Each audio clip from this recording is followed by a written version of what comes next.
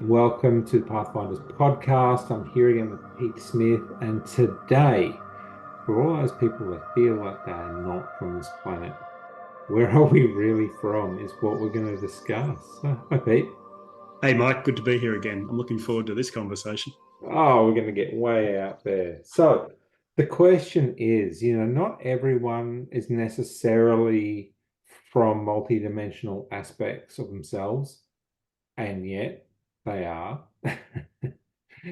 So we are going to explore, I think, where we're really from. Well, Mike, none of us are from here Yeah. because this is 3D reality. We're born onto this planet. Our soul joins our tiny body. And before we're here, we're somewhere else. So if people say I was born in Sydney. So people say, you're from Sydney. Well, my body's from Sydney. My body came in at Sydney, but I'm not really from Sydney. I'm from somewhere else that was before Sydney. Yeah. Um, you know, suggesting linear time maybe as a construct for context, but that's all. Yeah. But the work that we do tells me without a shadow of a doubt that we are from many places. We hold many different vibrational frequencies, even like we've said before in the podcasts that we've done so far. You know, are you in a past life, or no? When someone's in that lifetime, they're reliving it, the same as it's happening right in the now. And as they say, everything is happening at once. So if you pull all of this together and you try and get all the way to the bottom line, we're multi-dimensional beings that exist in a multiverse, whether it's alternate realities, parallel lives, whether it's the interdimensional resonance that we hold, whether it's the spiritual realm that we come and go from. We're all of those things and more. Yeah. To bring it right back to ground level, we are born into this body, into this time. I too was born in Sydney. I don't know if you know that. I didn't know that. and and we have this life, and then we have aspects of our family that come together and have brought us, and then we have aspects of past lives, and of course future lives, and all of that can be found, and they're just on planet Earth. So then when we move into the space of how we show up in the world, in the universe, and start to explore all the ways that we show up, the places that we're from. I think last week we spoke about the cosmic home, and then there is even more. And we Mm. are all of these things depending on what level you are consciousness, what level your consciousness is at to seek that information. And call this alchemy.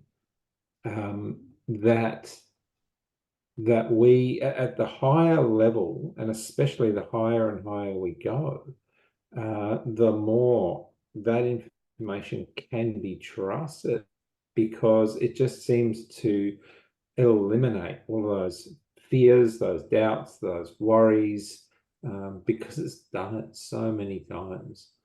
And then when we get into that space of really being true to ourselves in that space, and really honoring the fact that, okay, this is just a life and it all is unfolding at once. I think that we can seek information that is incredibly long lasting, beneficial, and beautiful. Somebody said to me the other day, Mike, they said, why would you go looking for this stuff? What's the benefits of having this conversation? And it was a really good question, because at the end of the day, it's got to benefit us here in these bodies. And I put forward to her that once you know that you're so much more than the disguise that you're in, it changes your context of life. And when you understand that Pete or Mike or whoever's listening is simply a disguise for a greater consciousness, you know that you are so much more than what you appear to be when you look in the mirror. And to know that, and to know that there is this incredible elevated consciousness that is experiencing life through you as that disguise, there's something about that that just resonates as an area of truth. And you can not so much dissociate from life, because that's, that's more of a defense mechanism or something. But you can be in life and beyond life at the same time. You can say, well, Pete's here to do some things. Pete's here to have some experiences. Pete had a trauma when he was young, and that's okay. I wonder what he learned out of that. Wonder why I would have set that up before I came. I wonder what the greater purpose of me and that person I'm not getting on with at the moment. What are we trying to teach each other? Or, you have, what was the purpose behind the car accident I had last week? What did it stop me from being part of, that I was late to arrive somewhere? So when you start to look at life differently, in that everything is sort of scripted by a greater consciousness than our disguises, you look at life differently, and it sets us free from some of the stuff that holds us back in this life. Yeah, it's really this constant push in this life for survival, and then the constant push for making things better. Yeah, that we all live with. And I had a beautiful experience over Christmas of really connecting with this multidimensional aspect, and particularly with one friend, that we got to this place of, we actually don't need to push, and we actually can live in this space of anything that we want is just here for us. There's so much um, determined by what our skills are, what we are here to do, all of that as a human. And then I saw just how we can actually just go and play. We are not required to do things as a human. We're not required to do things to monetize our life. We can actually just enjoy ourselves. Yeah. So that's one aspect. And then I think that when we get to that space that you mentioned, where we are both aware of the humanity and we are aware of the magnificence of these other aspects of us, we start to take everything a bit less seriously. And if you like, what I find with clients is that people are much more at peace, with the aspects of their humanness, but also the aspects of their um, power, their majesty, whatever you want to call it, because it is so much more than human. And I love that, because what it allows us to do is move beyond this simple notion of what do we need to do this for? Because that's survival based. Mm. And if we just get into, I'm just enjoying myself. Here are these aspects of, humanity that I enjoy. Here are these aspects of all of these other levels, and seeing people in their magnificence, seeing Yeah, yourself in the magnificence, seeing other people in their magnificence. yeah. And look, for people who are saying, what have these guys been smoking? Um, I want to throw some research behind this, Mike, Yeah. because we did some research through the Institute for Quantum Consciousness, and this is with the quantum consciousness experience that you and I and others like us offer to people as part of going through those different dimensions. And there's one of the dimensions defined in that model, which is the interdimensional consciousness. And that's where people go to an existence that is non-human. Now, we pulled out 111 cases that had come through the Institute from our people. None of them are actually mine. So they're sort of done as a lovely research across, I think it was something like 20 odd people. And they all submitted these different cases through. It might have been 33 people, I think, from memory, actually. But 111 cases. I didn't know that was that exact number. And till I printed them off and pulled them together and put them out on a big table and started to group them together.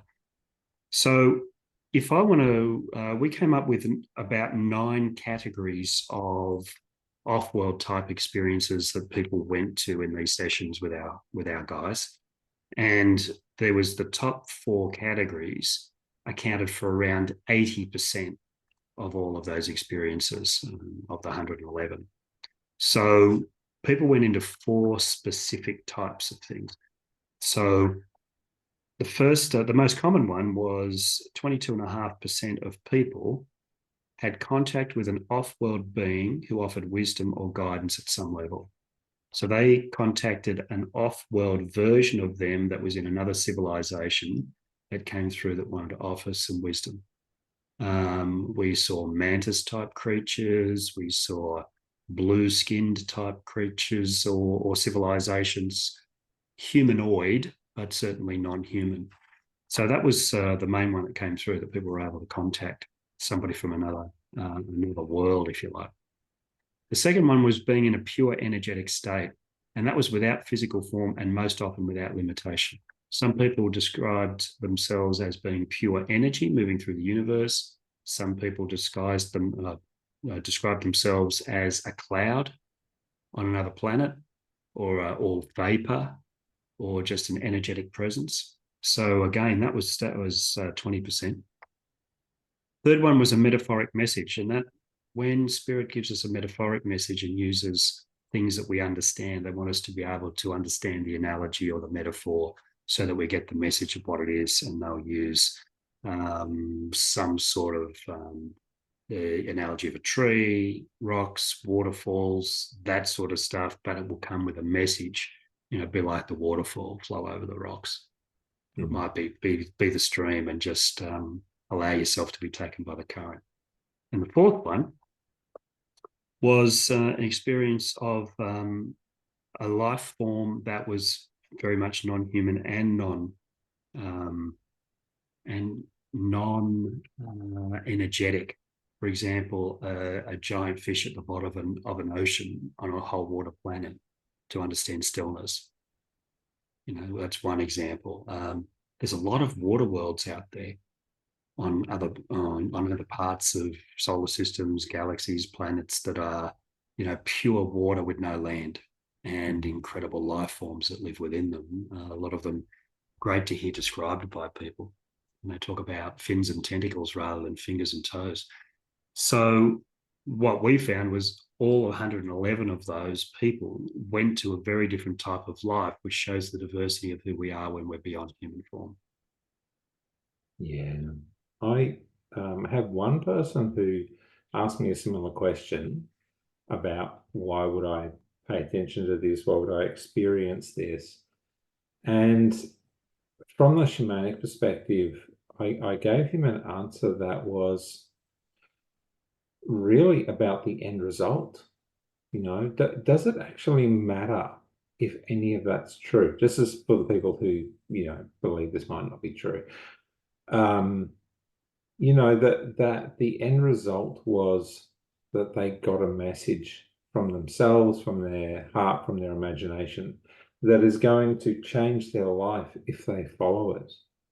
So there's an aspect that I love, and it keeps things simple. And then yet, it is true that my experience of that and people's experience of these things, these places, are so out there, so connected to this higher state, that it is almost like, first of all, the imagination. Yeah, it is almost like the imagination is just seeking knowledge from this higher place.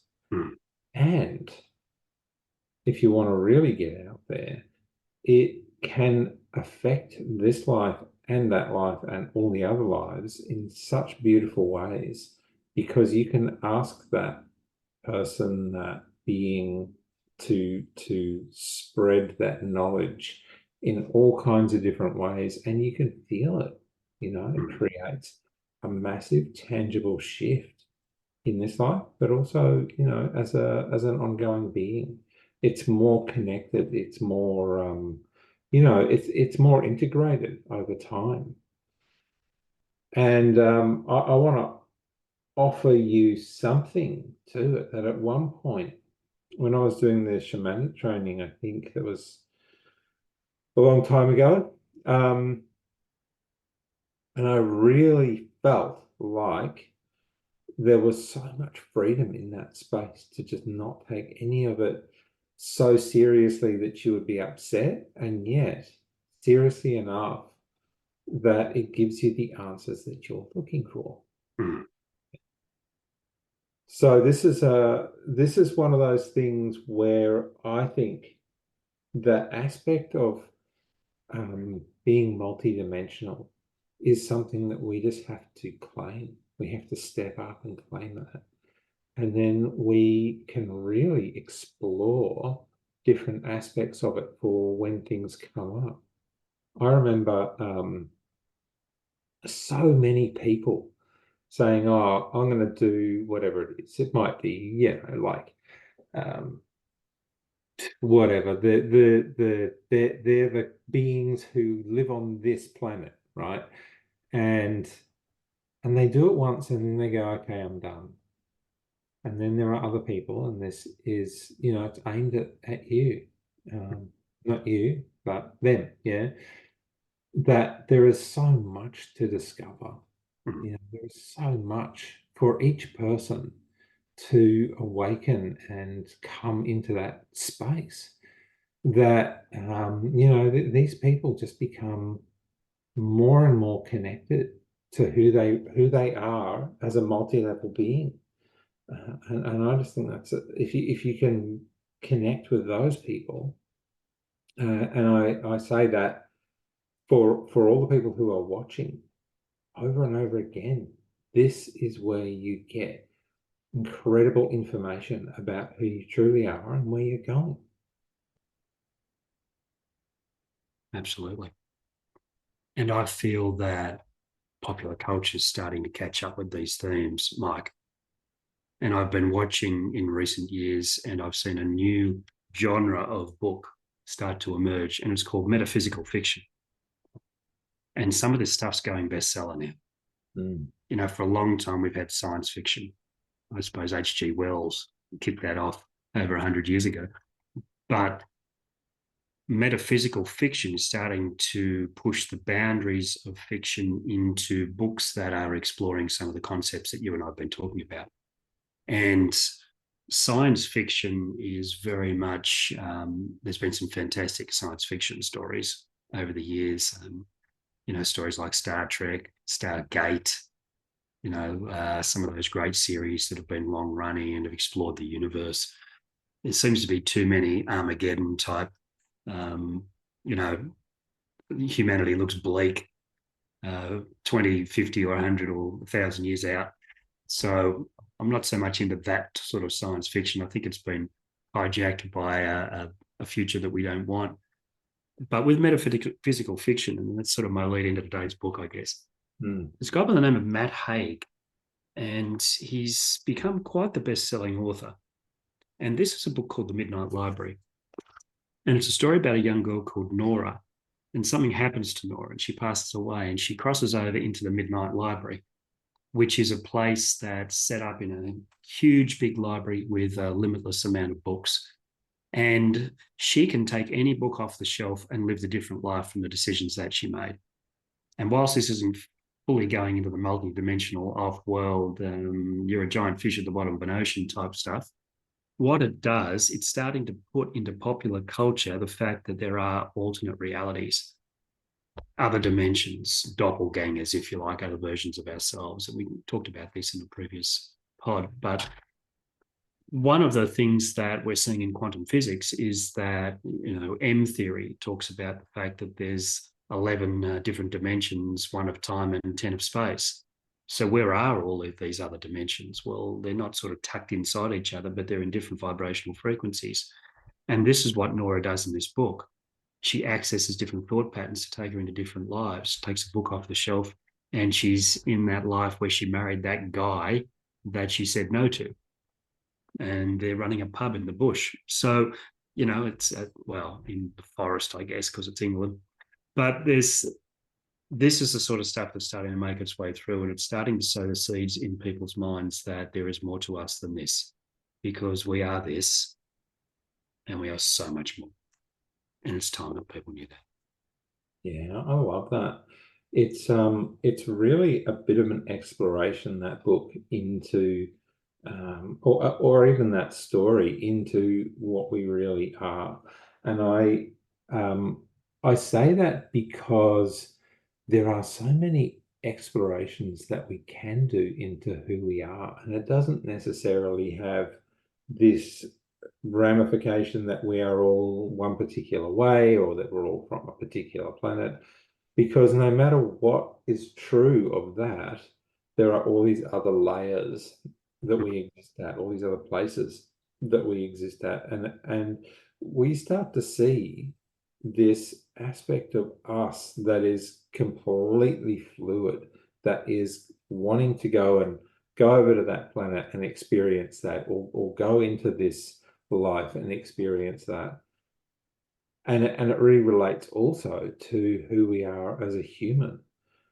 So when we freely explore what it is that we truly find when we go there for each individual, it's quite unique in a way. You know, we really get to, there's lots of commonality, but there is also something that is completely unique, because we just live so many places, so many lives, so many levels all at once.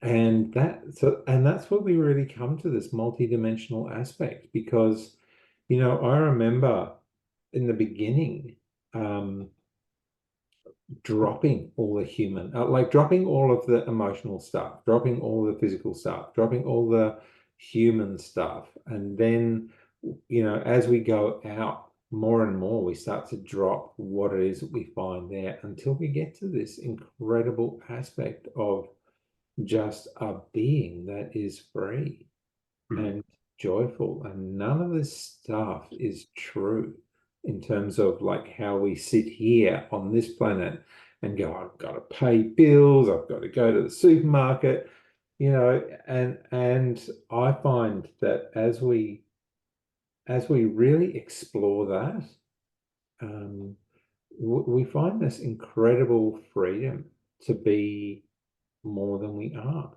you Yeah, know? yeah.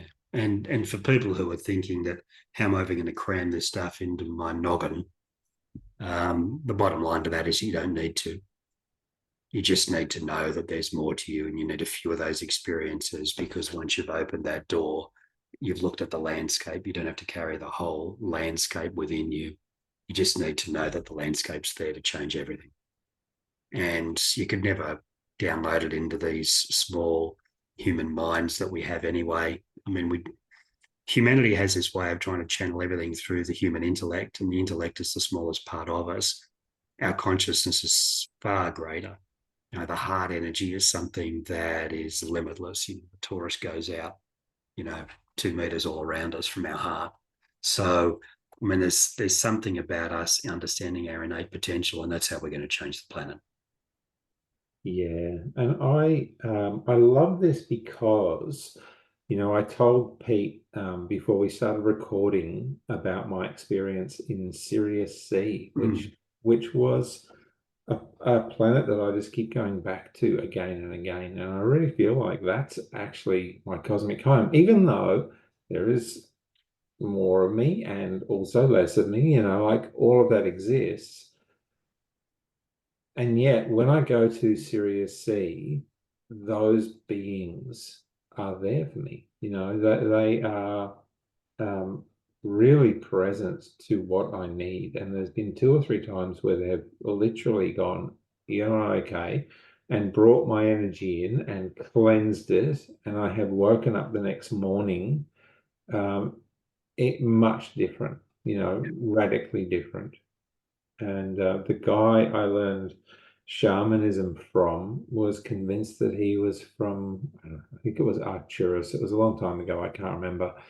But, same sort of thing. He felt really at home there. And when he left, and I did a whole bunch of work with his spirit for 3 weeks, um, he took all of that home Yeah, in beautiful and glorious ways. And I really think that that gives us so much scope to not only explore this life, and you would know this coming from Michael Newton Institute, where they explored life between lives, is that we have this incredible freedom to really find a deep peace with all of it, with Mm. all of who we are and the places that we want to be. So I do really appreciate that that is perfect for people that have experienced something, perfect for people who want to acknowledge it, um, and we can go much, much further. So it's beautiful. So can I push that into a tip or two for anyone who might be watching, Mike, that you want to Yeah, share? from me, yeah. My first tip would be for those people who really acknowledge that this is not their whole life. Even if they have a sense of it, even if they have an experience of it but don't know yet, to go and explore. If it's them by themselves at home, that's okay. If they want guidance, that's okay. These explorations are incredibly beautiful, and they're incredibly deep because they just give us so much more scope as to what that being may be or is, depending on where you're coming from. And I love that because we in the beginning we go, oh, we might be that or we might be that. And after a while, it's just so obvious that that's true, and we can go back again and again, and really find that home world. We can really find other aspects of dimensionality. We can start to explore all the ways that we show up, physically, non-physically, between lives, all of that, because we exist in that space all at once. And it's a sense of freedom that it gives you in this Yeah, world. yeah, yeah. You answered my next question of you. I was going to say, and how will that make life forever changed? It's that freedom, I guess, isn't it? Yeah, it's that freedom. And I think that in the current state of the world, we are, like you told me about somebody who wanted to go into a past life regression, and that was cutting edge 25, 30 years ago. Now we can see that there are more and more people waking up to this idea, this notion of who we truly are at every level. And it changes how we live. It changes, those people that throw litter out the window or something like that. You know, I say that because it's such a simple thing. And yet, when we really dig into what that feels like from this perspective of multidimensionality, we start to see the world, we start to see people in a really different space, Yeah, and treat them really differently and find our magnificence and their magnificence. And it totally shifts how we operate in the world and who we are. How's absolutely. that for you, Yeah, that magnificence? yeah. That's it. That's what we seek. That's once we remember that, everything gets easier. Mm, yeah. Beautiful. Well, I'm going to leave it there then. That's a good note to end on, Mike. Yeah. All right. Well, we're going to start, I think, next week. There's something completely different available. Not completely different, but it's not personal. Mm. And I do love that. So, in the meantime, have a good week, Ben. Okay, you too, Mike. See you next time.